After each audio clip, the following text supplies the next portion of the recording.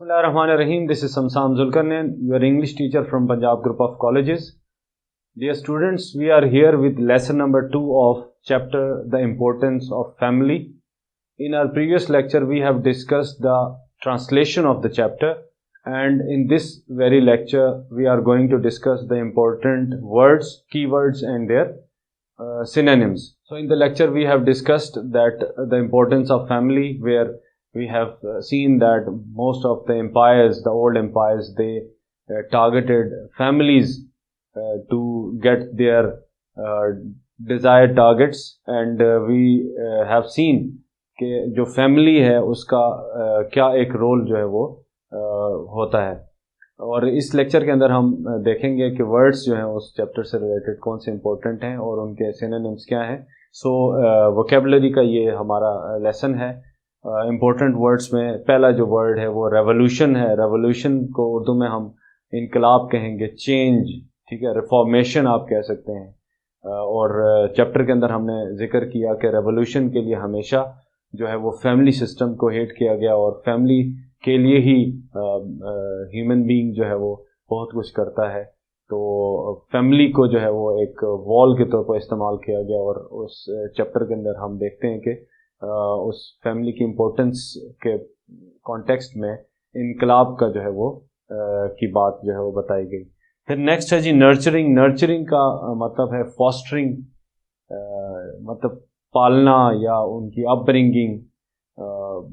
جو فیملی ہے اس کے اندر ایک سیٹ اپ ہوتا ہے جس کے اندر جو فیملی کا جو ایلڈر جو ہیڈ ہوتا ہے وہ نرچر کرنے کی کوشش کرتا ہے, فاسٹر کرنے کی کوشش کرتا ہے, پالنے کی کوشش کرتا ہے, اور وہ جو فیملی کے ممبرز ہیں ان کی تمام تر ریکوائرمنٹس, ان کی مینٹل گروتھ اور ان کی فزیکل گروتھ کے لیے جو بھی چیزیں ضرورت ہوتی ہیں وہ ان کو فلفل کرنے کی کوشش کرتا ہے.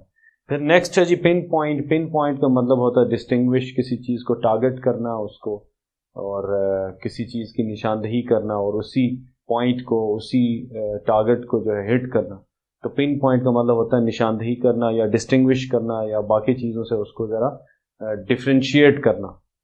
Next dear students, shattered. Shattered کا مطلب ہوتا ہے ڈسٹرائڈ, ڈیمولشڈ, تباہ کرنا. اس کے اندر ہم نے دیکھا کہ بگننگ میں ہی بتایا کہ جو اولڈ امپائرز تھیں وہ اپنی امپائر کو اسٹرینتھن کرنے کے لیے جب وہ کسی جگہ انویڈ کرنے جاتے تھے تو وہ ہمیشہ فیملی کو اور فیملیل جو سسٹم ہے اس کو شیٹرڈ, ڈیمولش, ڈسٹرائے کرنے کی کوشش کرتے تھے. نیکسٹ جو ورڈ ہے ڈیئر اسٹوڈنٹس وہ ہے اوور کم. اوور کم کا مطلب ہوتا ہے کنکر کرنا, فتح کرنا. کوئی ایسی چیز جو آپ اچیو کرنا چاہتے ہیں اس چیز کو کمپلیٹ کرنا, اکمپلش کرنا, ٹھیک. سو اوور کم مینس کنکر. اس کے بعد نیکسٹ ڈس فنکشنل ہے. ڈس فنکشنل کا مطلب ہے کہ پراپرلی فنکشن نہ کرنا, ڈس آرڈر, یا کسی بھی چیز کا جو فنکشن ہے اس فنکشن کو وہ کمپلیٹ نہ کر سکے, وہاں پہ ہم ڈس فنکشنل کہتے ہیں.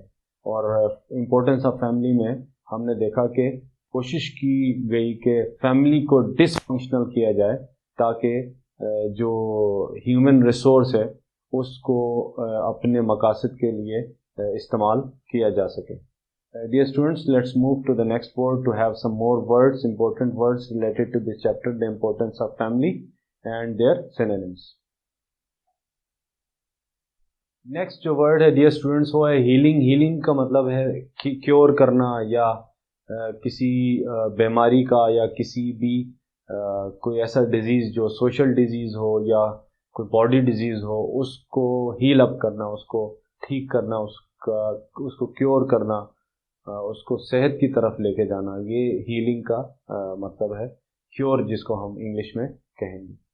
نیکسٹ ڈیئر اسٹوڈنٹس یہ ایک فریز ہے, بی میڈ اباؤٹ کا مطلب ہوتا ہے کریزی اباؤٹ. فیملی کے بارے میں انسان جو ہے وہ ٹچی ہوتا ہے, اور اگر فیملی کے اوپر جو ہے وہ مشکل آئے تو وہ انسان جو ہے وہ کریزی ہو جاتا ہے. بی میڈ اباؤٹ مطلب اس چیز کو بڑا وہ بادر کرتا ہے اور اس کے بارے میں وہ کسی بھی حد تک جانے کی کوشش کرتا ہے. سو بی میڈ اباؤٹ کا مطلب ہوتا ہے کریزی اباؤٹ, کسی چیز کے بارے میں آپ ایک دم سے ہائپر ہو جاتے ہیں یا اس چیز کو بہت زیادہ امپورٹنس دیتے ہیں. ٹریکنگ کا مطلب ہوتا ہے جی ایکسپیڈیشن، جرنی، وویج آپ کہہ سکتے ہیں، سفر، کوئی جو آپ کسی سفر کی طرف نکل رہے ہیں یا کوئی آپ جرنی سٹارٹ کرنے لگیں، یا ٹریکنگ کا مطلب ماؤنٹینیس جو آپ کے ایریاز ہوتے ہیں وہاں پہ اگر آپ جا رہے ہیں اور وہ وہاں پہ آپ کی جرنی کنٹینیو ہے، ایکسپیڈیشن ہے، کوئی پہاڑ ہے جس کو آپ سر کرنا چاہ رہے ہیں، تو وہاں پہ بھی جو آپ کی موومنٹ ہوگی وہ ٹریکنگ کہلائے گی. یا نارملی آپ کسی بھی پہاڑ پہ اگر چڑھتے ہیں تو اس کو آپ ٹریکنگ کہتے ہیں. اس کے بعد next jogging again walk brisk walk, ٹھیک ہے، اپنے آپ کو ہیلدی رکھنے کے لیے جو ایک ایکٹیویٹی ہے جس میں انسان جو ہے وہ کوشش کرتا ہے کہ تھوڑا سا برسک واک کرے، اپنے آپ کو ہیٹ اپ کرے، اپنی ہارٹ بیٹ کو تھوڑا سا انہانس کرے تاکہ بلڈ کی سرکولیشن جو ہے وہ کمپلیٹ باڈی تک پہنچے. اس ایکٹیویٹی کو انگلش میں جاگنگ، واک، برسک واک آپ کہہ سکتے ہیں. پھر آرڈینری کا مطلب ہے جی کامن. یہ اسٹوڈینٹس نیکسٹ ورڈ ہے لیجر کا مطلب ہوتا ہے ریلیکسیشن، سکون، آرام کرنا، فری ٹائم اپنا اسپینڈ کرنا، ٹھیک ہے. if somebody goes through a difficult arduous task and then he is finding some time for himself, that will be called leisure, that will be called relaxation، سکون جس کو آپ اردو میں بولیں گے.